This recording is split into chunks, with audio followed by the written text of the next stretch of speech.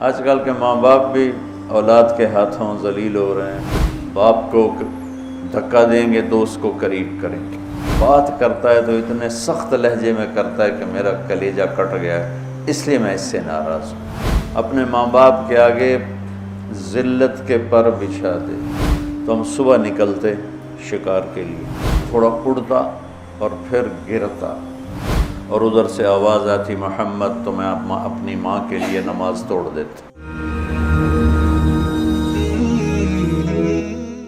وَقَضَىٰ رَبُّكَ أَلَّا تَعْبُدُوا إِلَّا إِيَّاهُ، کہ اللہ اپنے لیے جو مطالبہ کر رہا ہے، جہاں والدین کا اور اللہ کا مطالبہ اکٹھا آتا ہے تو اللہ اپنا مطالبہ مختصر کر دیتا ہے، مختصر ایک جملہ۔ اب یہاں بھی اللہ والدین کی عظمت بتانا چاہتا ہے تو اپنا مطالبہ وَقَضَىٰ رَبُّكَ أَلَّا تَعْبُدُوا إِلَّا إِيَّاهُ، میرا رب کہتا ہے بندگی صرف اللہ کی ہے۔ اس کے بعد اللہ نے والدین کے حق کو کیا خوبصورت بیان کیا ہے، سب سے زیادہ یہاں خوبصورت کر کے بیان کیا۔ وَبِالْوَالِدَيْنِ إِحْسَانًا، احسان کی بات پہلے ہو چکی ہے کہ والدین کی خدمت کا وہ مقام جس سے آگے کوئی مقام نہ ہو، وہاں تک۔ اس لیے ایک حدیث میں آتا ہے کہ اولاد ماں باپ کی خدمت کا حق ادا ہی نہیں کر سکتی۔ ایک آدمی نے عبداللہ بن عمر سے پوچھا کہ میں نے اپنی ماں کو وہ کندھے پہ بٹھا کے سارا حج کرایا پیدل، تو میں نے اپنی ماں کا حق ادا کر دیا؟ تو انہوں نے فرمایا وَلَا زَفْرَةً وَاحِدَةً، کہ تیری ماں نے تجھے پالتے ہوئے جو تھک تھک کے لمبے سانس، اس کو زفرہ کہتے ہیں، آواز کے ساتھ سانس لینا، کہ ابھی ایک سانس کا حق بھی ادا نہیں ہوا۔ اس کا مطلب یہ نہیں کوئی ایک اور حج کروائے گا تو ایک سانس کا حق ادا ہو جائے گا، یہ کہنے کا مطلب تھا کہ یہ حق ادا ہو نہیں سکتا۔ ایک شخص نے اپنی ماں کو ایران کا صوبہ خراسان، کچھ افغانستان میں کچھ ایران میں، یہاں سے کندھے پر پیدل گیا، ماں کو کندھے پہ بٹھا کر پیدل مکے پہنچا، حج کروا کے عبید اللہ بن عمیر رحمۃ اللہ علیہ سے پوچھنے لگا کہ میں نے ماں کو خراسان سے اٹھایا اور آ کر یہاں میں نے ان کو طواف کروایا، حج کروایا، تو کیا میں نے ماں کا حق ادا کر دیا؟ تو انہوں نے فرمایا وَلَا طَلْقَةً وَاحِدَةً۔ طلقہ کسے کہتے ہیں؟ لہر کو، جو درد کی لہر آتی ہے بچہ پیدا ہوتے ہوئے عورت کے اندر، جو درد، ان لہروں سے بچہ حرکت کرتا ہے، باہر آتا ہے، وہ درد اتنا شدید ہوتا ہے کہ عورتوں کی چیخیں نکلتی ہیں، اور وہ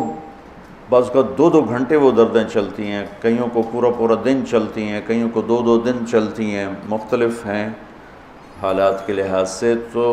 وہ جو ایک درد آ کے تھوڑا وقفہ آتا ہے، اس درد کو طلقہ عربی میں کہتے ہیں۔ تو وہ انہوں نے فرمایا کہ ابھی اس ایک درد کی لہر کا حق بھی ادا نہیں ہوا۔ تو کیا مطلب ہے کہ وہ دوسرا پیدل کراتا تو ایک لہر کا ہو جاتا؟ یہ ناممکن کے ساتھ جوڑ کر، جس کو تعلیق بالمحال کہتے ہیں، کہ یہ والدین کا حق ادا ہو نہیں سکتا۔ ایک حدیث مجھے یاد آ رہی کہ آپ نے فرمایا کہ والد کے حق ادا کرنے کی ایک ہی شکل ہے کہ اسے غلام دیکھے تو خرید کے آزاد کر دے۔ اس میں بھی یہ اشارہ ہے کہ یہ حق ادا ہو ہی نہیں سکتا،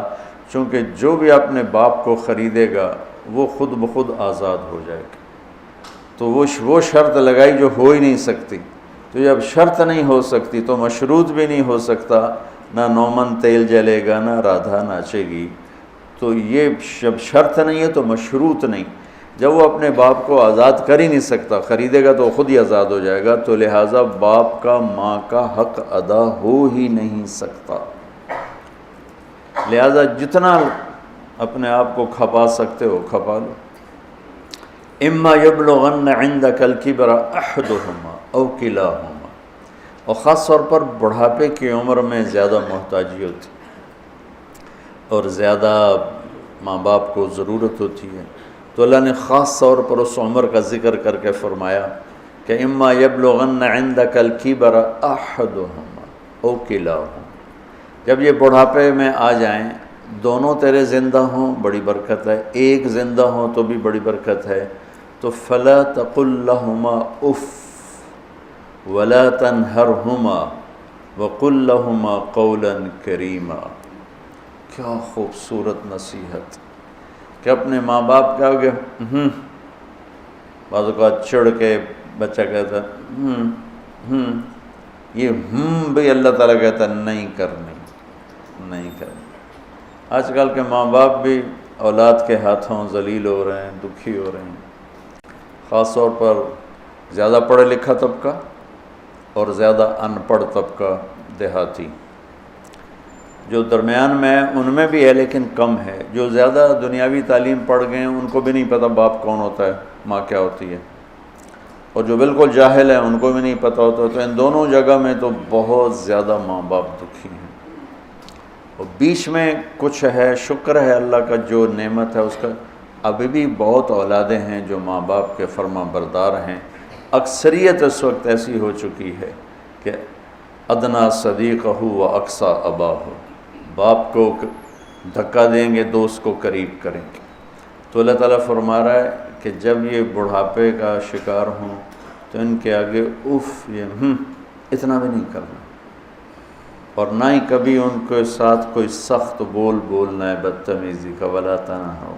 وقل لہما قولا کریما، تکلفاً محبت کا بول، نرمی کا بول، آسان لہجے میں ان کے ساتھ بات کرو، کہ کہیں بعض اوقات لہجہ بھی، وہ علقمہ کی والدہ کو کیا گلا تھا بیٹے سے کہ میرا بیٹا نافرمان نہیں ہے، یہ اللہ کا بھی فرما بردار ہے اور میرا بھی کوئی ایسا گستاخ نہیں ہے، بس جب بات کرتا ہے تو اتنے سخت لہجے میں کرتا ہے کہ میرا کلیجہ کٹ گیا ہے، اس لیے میں اس سے ناراض ہوں۔ لہجے کی کاٹ آدمی کو مار دیتی ہے۔ وَاخْفِضْ لَهُمَا جَنَاحَ الذُّلِّ مِنَ الرَّحْمَةِ وَقُلْ رَبِّ ارْحَمْهُمَا كَمَا رَبَّيَانِي صَغِيرًا۔ ذل کمزوری، پستی، جناح پر، یہ عربی محاورہ ہے جناح ذل، اور میں پہلے بھی شاید کبھی آپ لوگوں نے مجھ سے سنا ہو، اس آیت کو میں کسی تفسیر سے نہیں سمجھا ہوں۔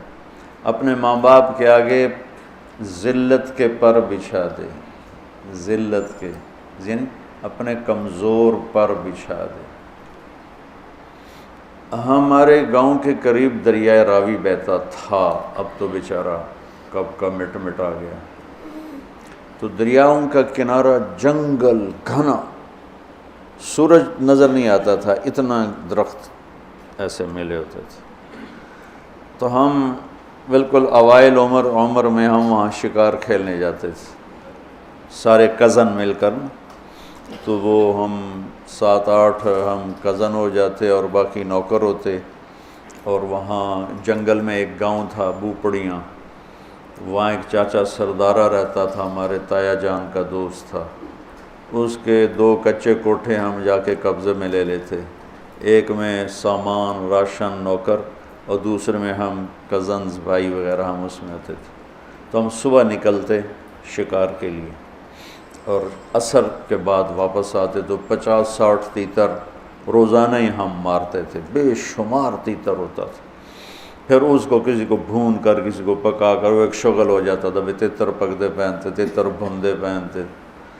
وہ جو چاچا سر جنگل میں چلتے چلتے فجوہ کھلی جگہ آ جاتی تھی، بالکل پلین، کچھ بھی نہیں وہاں، جیسے مطلب یہ ہال ہے نا، اتنی جگہ بالکل کھلی، اور دائیں بائیں اسی طرح گھنا جنگل، تو وہ جگہ ہوتی تھی شکار کی۔ چاچا سردارہ جو تھا مرحوم، وہ تیتری کی آواز نکال لیتا تھا، تو مادہ تے مذکر تھا، مردہ ہی مردہ، مادہ تے نر نے تو جانا ہی جانا۔ تو وہ چاچا وہ جھاڑیاں لے کر نا، جھاڑیوں کے وہ ٹہنیاں کاٹ کے کافی ساری، تو وہ میدان میں تھوڑا سا پیچھے ہو کے بیٹھ کے نا جھاڑیوں کے پیچھے بیٹھ کے تیتری کی آواز نکالتا، آواز آ رہی؟ اب میں ویسے تو نہیں نکال رہا ہوں لیکن میری یادداشت میں یہی آواز ہے۔ تو اس آواز پر نہ ایسے تیتر مست ہو کے نکلتے تھے، وہ ایسے جگہ بھر جاتی تھی۔ تو وہ ہمارے پاس وہ بندوقیں ہوتی تھیں، کارتوس چھوٹا چھرا ہوتا تھا، تو ہم فائر مارتے تھے، ٹھا ٹھا ٹھا ٹھا ٹھا ٹھا، وہ اندھا دھند فائر ہوتا تھا، تو کسی کو جس کی زندگی باقی ہوتی تھی اس کو نہیں لگتا تھا، وہ اڑ جاتا تھا، اور جنہوں نے ہمارے مقدر میں ہونا تھا ان کو لگ جاتی تھی، تو وہ یوں اوپر جا کے نیچے گرتے تھے ایسے، کسی کو بہت زور کا لگا تو وہیں گر جاتا، اور کسی کو ایسے سینے میں دل میں ایسا نہیں لگا، دائیں بائیں لگا تو وہ تھوڑا اڑتا اور پھر گرتا، اور گر کے اس کے پر یوں ہو جاتے اور سر اس کا یوں ہو جاتا تھا، ایک طرف ٹانگیں ہو جاتی، ایک طرف اس کا سر ہو جاتا، ایک طرف اس کے بازو ہو جاتے، اس کے پر۔ میں اس آیت کو اس منظر سے سمجھا ہوں، جناح الذل من الرحمہ۔ اب کسی تفسیر کی بات نہیں بتا رہا ہوں کہ اللہ تعالیٰ کہہ رہا ہے جیسے پرندہ زخمی ذبح ہونے کے لیے اپنے آپ کو پیش کرتا ہے، ماں باپ کے آگے اپنے آپ کو پیش کرتا ہے، من الرحمہ، محبت کی وجہ سے، رحمت کی وجہ سے، مجبوری کی وجہ سے نہیں۔ تو وہ بھی زبان حال سے کہہ رہا ہوتا ہے بھی ہن جو مرضی کا باہیں کو کے کھا تو باہیں ایویں کھا، ہن تو میں تیرے حوالے ہاں کہ میرے پروں میں جان نہیں ہے، پروں میں جان نہیں ہے۔ تو یہی تعبیر، ورنہ ہمارے کوئی پر تو نہیں، ہمارے تو بازو ہیں، بازو بچھا دو، ترجمہ تو ایسے ہی کرتے ہیں کہ اپنے بازو بچھا دو۔ بازو بچھانا بھی محاورہ ہے، مطلب ہے کہ ان کے سامنے پوری طرح جھک جاؤ،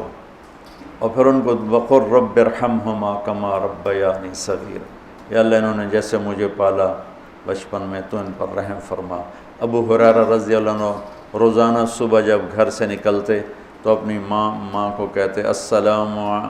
علیک یا اماں رحمک اللہ کما ربیتنی صغیرا، اور آگے وہ کہ ورحمک اللہ یا بنی کما بررتنی کبیرا، وہ آگے یہ کہتے ورحمک اللہ یا بنی کما بررتنی کبیرا، یہ ماں بیٹے کا تعلق۔ اللہ کے نبی نے اس خواہش کا اظہار فرمایا کہ اگر میری ماں زندہ ہوتی اور میں عشاء کی نماز کے مصلی پہ کھڑا سورہ فاتحہ پڑھ رہا ہوتا اور ادھر سے آواز آتی محمد، تو میں اپنی ماں کے لیے نماز توڑ دیتا۔